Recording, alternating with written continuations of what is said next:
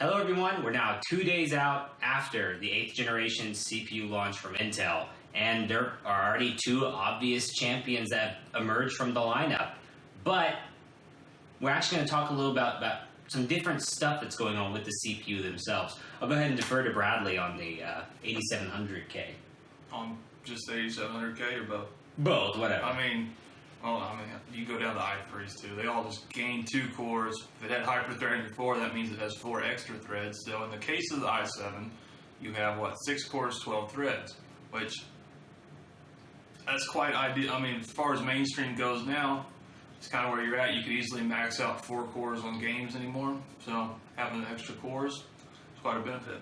Yeah, it's specifically what I was really wondering so far is so we're talking about the enthusiast chips. We're talking about the K series specifically because we're enthusiasts. That's the thing we always look at. Mainstream enthusiasts. Mainstream enthusiasts, yes. We're not using some weird cooling craziness. Or we're not at i9s yet. Or phase cooling. I'm ready for that if anyone do. If you are a phase cooling manufacturer, please sponsor us. No. But I think what surprised me the most is, I don't know if Intel changed their TIM, but it seems like these chips are clocking fairly high, even when adding these 2 cores. Well, Cabulate clocked fairly high. They're just really hot doing it. So, I mean, now with the new ones, they're clocking really high, but they're staying a little cooler too. So I'd say they had to change something. Yeah, it's amazing. Some people have actually managed to get the 6-core, 12-thread, the 8700K, to over 5 gigahertz. Yeah. I think that seems to be pretty well. It boosts to 4.7. In general, your release don't get what you boost to on stock voltage. So you're going 5's pretty realistic anymore. And so initially they had some launch problems, didn't they, with some clocking stuff? Well, yeah, they had BIOS problems. All but it seemed like Asus came out fairly well on it, but others had they dropped voltage under load and it just dropped clock to nothing. But as to be expected, new platform.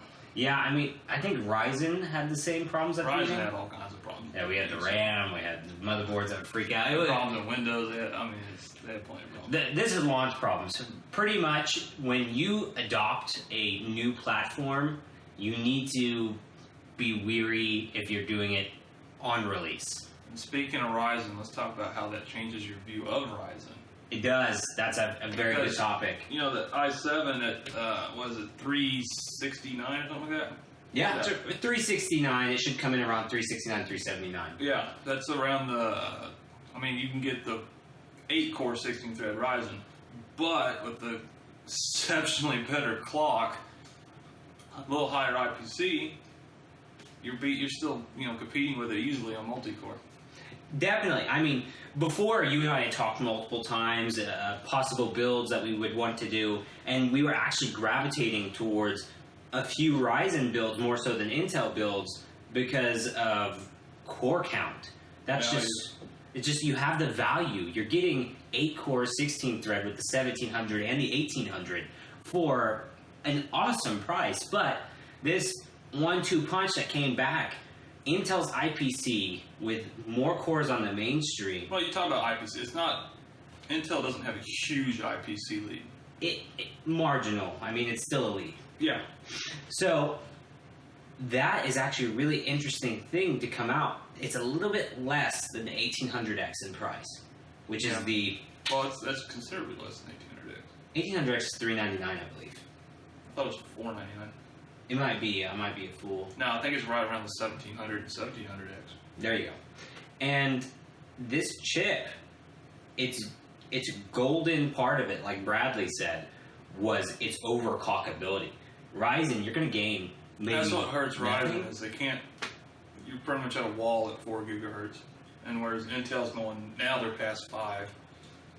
That's just huge. It's amazing. Actually, I'm going ahead and pop a link to a guy who had the 8600K and managed to get it to 5.2 gigahertz. On a 240 mil all-in-one. That's amazing. Like, that really cranked that chip out, and the benchmarks that he provided on the chip alone were fairly amazing. It was beating the 7700K in multi-thread. Wow. Yeah, 4-core 8-thread versus a 6-core, and the 6-core is winning. I did not Higher expect it clock. all. Yeah, I mean, you can't beat it. 5.2 gigahertz. That's just insane.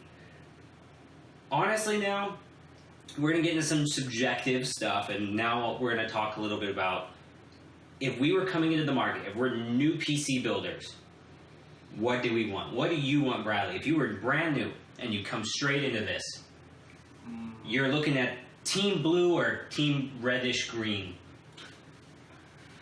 Yeah, I could tell you I'd buy an NVIDIA GPU. Yeah, I mean, let's not talk about Vega. That's another. Although DirectX 12 is looking better. No, for sure. Anyway, that's a tough question because you have just look at 6-core 12-thread. You know, take something like the R5 1600 versus the 8700. You're looking at what is it? It's a little over. It's not like $150, $140 price difference. So now your question is the performance that much better? Are you gaining that much? If you're doing strictly multi-thread workloads, it's worth the extra $100, but at the same time, the 8-core Ryzen still beats it multi-thread stock. So you get that. For gaming, it's obviously going to completely win on gaming, but then again, is it worth the extra? I mean, it depends what your budget, what you're trying to do. If you're trying to go for higher resolution, they're pretty much going to be the same. If you're gaming at 1080 and you want, high refresh rate, Intel's definitely going to win. It made it a lot tougher choice. Before now, I wouldn't say buy the i7. I'd get a Ryzen, but now I'd be tempted to buy the i7. If it was about $50 cheaper, I would buy the Intel. All right. For myself, it's actually I'm almost in the same boat, but at the same time, to me, if you're 1080 gaming and that's just gaming is what you want, like he said, definitely the i5, this new i5, you can crank the clock on it, you can make it just a little beast. And even if you do like some smaller multimedia edits, like you're a content creator on YouTube and you need to do some tasks that involve some type of multi-threads, it's a decent chip. It can handle that fairly well. It'll beat out a 6700K, 7700K. I feel really bad right now with my 6700K. But now, if you do a ton of multi-thread tasks, like he said, it's really hard. Because with the right clock, you can get the new i7. Stock for stock, Ryzen 7, I would imagine, still wins. Yeah, if you're not overclocking... And Ryzen 7 kind of comes, especially if you start getting towards 1800X, it's basically right at what you're going to get on overclock. You're not really going to push it anymore. Yep. So if you're not overclocking, the 1800s are a really compelling fight. But if you are overclocking, that puts you a little bit more into the Intel camp because of... Instead of, let's say you won the silicone lottery, okay? Let's say you got the Ryzen chip. That's the Ferrari. Okay? It's a 4.1. 4.1. So very few people 4.2. Unless you're using liquid nitrogen, then get out. But the Intel Core i7, the 8700K, we've seen it go to 5 gigahertz. That's a 6-core 12-thread chip. The last generation 4-core 8-thread went to 5 gigahertz. The amount of overclockability that the chip offers is where it shines the most. It can really keep up with workloads of more cores from the opposite team. So if I was to go pure multi-thread, I would probably go with Intel. Because I feel like... the other side of that is it personal and industry. True. Definitely true. I mean, no business is on overclock or anything. They're on... I would say for industry standards, I'd go Ryzen. I feel like that chipset... this is kind of what was surprising was... I mean, this was what AMD needed to do with Ryzen was make it to where we question why you buy Intel, and now Intel came back and done the same thing to Ryzen of, should you really buy Ryzen? That's the interesting thing going on competition in the market. Which before, we have had stagnant competition in the market. No, nothing. That's why we've been fairly blessed, or praise Yahweh, praise Buddha, whatever. We finally have Intel coming out and just saying, no, the top tier performance of the i7s is going to be 6-core 12-thread now. After years of being in the 4-core 8-thread. Which makes the what is it? Skylake X and Kaby Lake X, all those look even dumber now. Oh, that's another good point. Actually, the Intro X series that's going on is now completely irrelevant. There is no point. Really? There was never a point before, really. Oh, Lord, no. Unless you were going for, unless you need like, actually you don't even get that with the X series. It's the i9s where you get the PCIe lanes. So there was no point to begin with, and now it's even more so. If you need more lanes, go to the i9 series. That's more of a workhorse. But we're talking game, multimedia, Well, you're edits, talking stuff like the that. difference between Skylake X and Kaby Lake X. That's what you're, what Pretty you're much. really referring to there. Yeah. So the whole market's been disrupted. Right now, it's a good time for you, the consumer. You have options.